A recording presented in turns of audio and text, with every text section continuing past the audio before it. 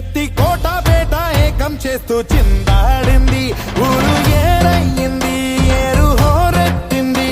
ఎత్తి కోట బేట ఏకం చేస్తూ చిందాడింది, పేరీలు బూరాలు తప్పెట్లు తాళాలు హోరెత్తే కోలాహలంలో.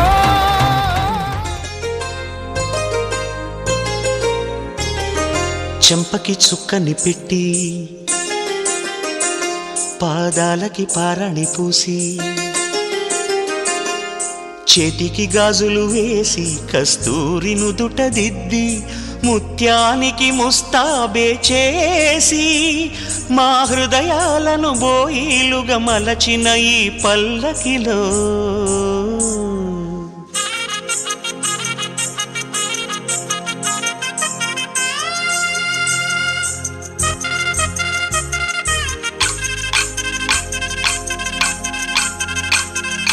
పల్లకిలో పల్లకిలో పెళ్లి కూతురు రాణిలా ఉంది, మహారాణిలా ఉంది.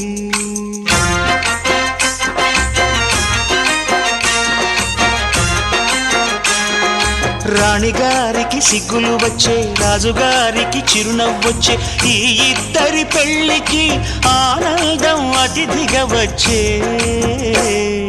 పల్లకిలో పెళ్లి కూతురు రాణిలా ఉంది, మహారాణిలా ఉంది.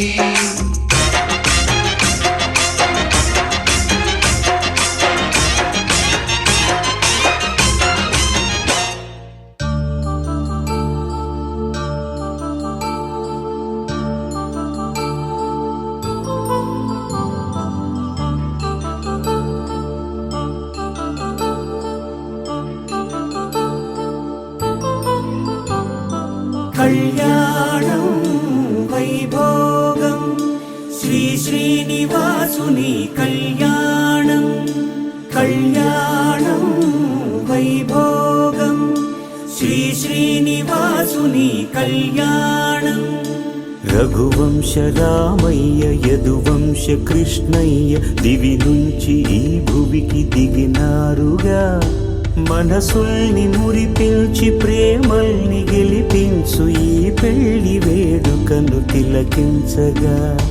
కళ్యాణం వైభోగం శ్రీ శ్రీనివాసుని కళ్యాణం.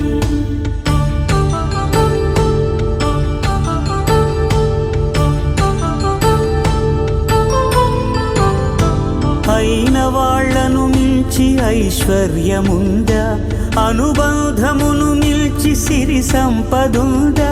అటువంటి ధనరాశి ఇంటి సహవాసి ప్రతి మనసులో కొలువు తీరిందిగా. ఆకాశరాజునకు అనురాగ సిరి విలువాడు గడువునా కొలిచి చూపిందిగా.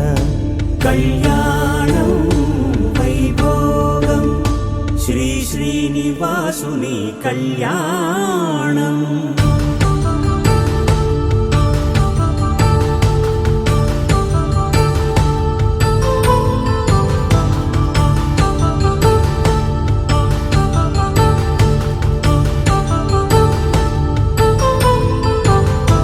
నిత్య కళ్యాణం పచ్చ తోరణమై వెలిగేటి సంప్రదాయం.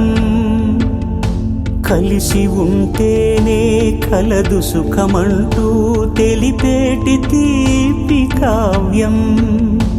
ఇరువురిని జత చేసి అక్షింతలే వేసి దీవించు సమయం ఇదే. హోమాగ్ని సాక్షిగా ఏడడుగులే ఇంచి నడిపించు తరుణం ఇదే. హృదయాన్ని తెరచి మమతల్ని పరచి పరివారమును పెంచు శుభకార్యమే.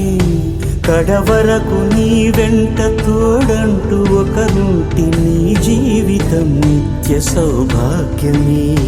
కళ్యాణం వైభోగం వసుధైక మానవుని శుభయోగం.